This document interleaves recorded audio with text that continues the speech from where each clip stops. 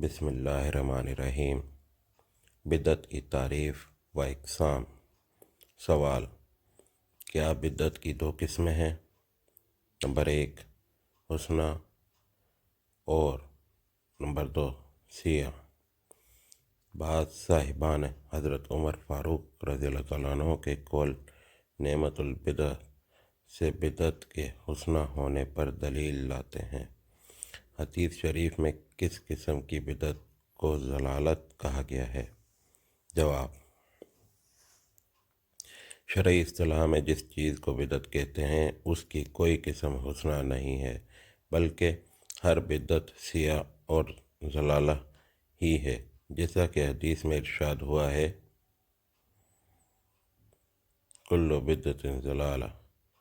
البتہ لغوی اعتبار سے محض نئی بات کے معنی میں بدعت حسنہ بھی ہو سکتی ہے اور سیاہ بھی۔ سیدنا عمر فاروق رضی اللہ تعالیٰ عنہ نے نماز تراویح بجماعت کے بارے میں نعمت البدعۃ ہذہ کے الفاظ جو فرمائے تھے، ان میں بدعت سے مراد اصطلاحی بدعت نہیں بلکہ لغوی بدعت ہی ہو سکتی ہے۔ اس لیے اسے بدعت کے ایک قسم حسنہ قرار دینے کے لیے دلیل نہیں بنایا جا سکتا۔ اس بات کو سمجھنے کے لیے پہلے بدعت کا شرعی مفہوم سمجھ لینا چاہیے، پھر یہ دیکھنا چاہیے کہ آیا نماز تراویح باجماعت کا طریقہ رائج کرنا اس مفہوم کے اعتبار سے بدعت کی تعریف میں آتا بھی ہے۔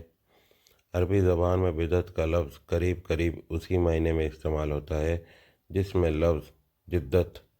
ہم اردو میں استعمال کرتے ہیں، یعنی ایک نئی بات جو پہلے نہ ہوئی ہو یا جس کو کوئی مثال موجود نہ ہو۔ لیکن شریعت میں یہ لفظ اس وسیع مفہوم میں استعمال نہیں ہوتا، نہ اس مفہوم میں ہر نئی چیز یا ہر نئے کام اور طریقے کو گمراہی قرار دیا گیا ہے۔ شرعی اصطلاح میں بدعت سے مراد یہ ہے کہ جن مسائل و معاملات کو دین اسلام نے اپنے دائرے میں لیا ہے، ان میں کوئی ایسا طرز فکر یا طرز عمل اختیار کرنا جس کے لیے دین کے اصلی مآخذ میں کوئی دلیل و حجت موجود نہ ہو۔ اس تعریف کی روح سے وہ مسائل و معاملات یا مسائل و معاملات کے وہ پہلو جن سے دین نفسیاً یا اثباتاً کوئی تعارض نہیں کرتا، جن کے متعلق صاحب شریعت نے خود فرما دیا کہ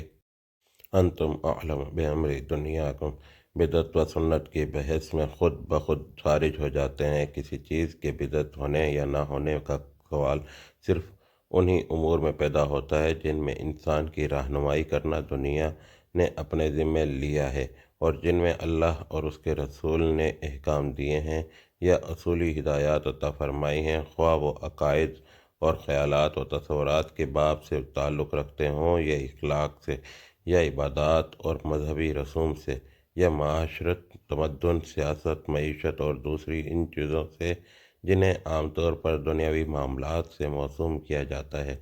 ان امور میں جب کوئی ایسی بات کی جائے گی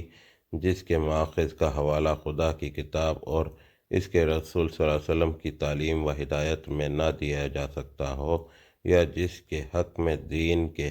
ان مآخذ اصلیہ سے کوئی معقول دلیل نہ پیش کی جا سکتی ہو تو وہ بدعت ہوگی، اور اگر وہ کتاب و سنت کی تعلیمات کے خلاف پڑتی ہو تو اس پر محض بدعت کا نہیں بلکہ فسق اور معصیت کا اطلاق ہوگا۔ بدعت کے شرعی مفہوم کی اس تشریح کے بعد یہ بات محتاج کلام نہیں رہتی کہ اس کے معنی میں جو چیز بدعت ہو اس کے حسنہ ہونے کا تصور ہی نہیں کیا جا سکتا، وہ تو لازماً سیاہ ہی ہوگی، اور اس کو سیاہ ہی ہونا چاہیے، کیونکہ دین نام ہے اس نظام کا جو خدا اور اس کے رسول صلی اللہ علیہ وسلم کی تعلیم و ہدایات پر مبنی ہو، اور اس نظام میں بہرحال ایسی کوئی چیز داخل نہیں ہو سکتی جو تعلیم و ہدایات پر مبنی نہ ہو۔ ایسی کوئی چیز جب بھی اس میں داخل ہوگی اس نظام کے مزاج اور اس کی ترکیب کو بگاڑ دے گی۔ پھر کیسے تصور کیا جا سکتا ہے کہ کوئی بگاڑنے والی چیز حسنہ بھی ہو؟ حضرت عمر رضی اللہ تعالیٰ عنہ کا باجماعت نماز تراویح جاری کرنے کا معاملہ اب دیکھیے کہ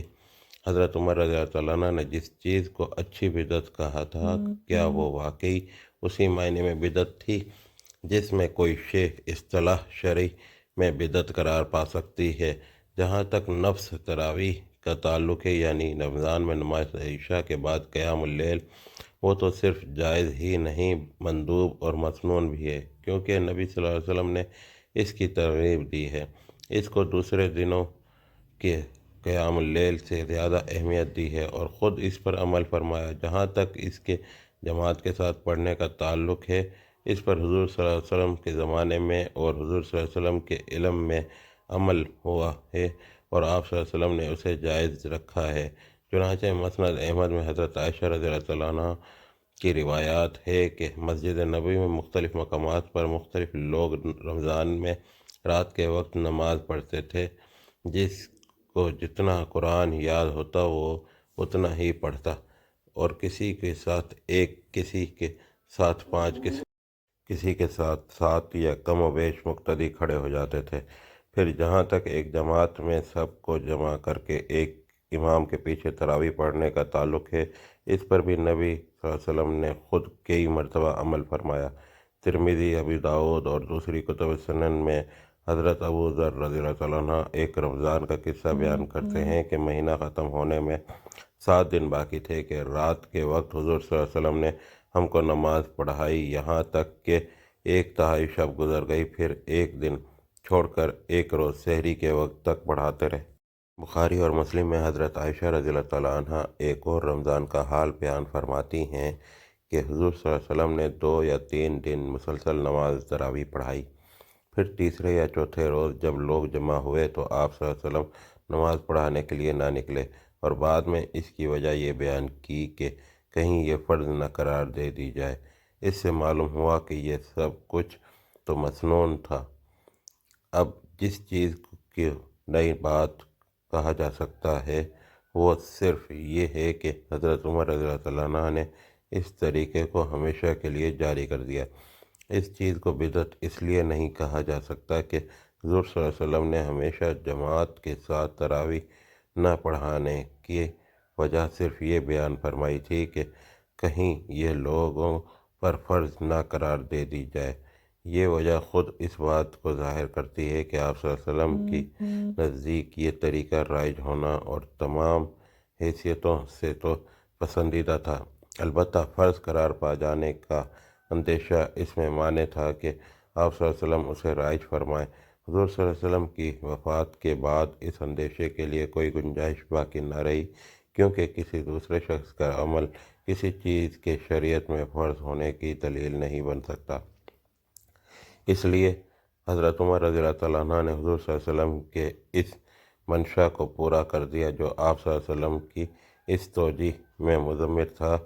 یعنی یہ کہ یہ طریقہ رائج تو ہو مگر مشروع اور مسنون طریقے کی حیثیت سے، نہ کہ فرض کی حیثیت سے۔ اس پر بعض لوگوں کو جب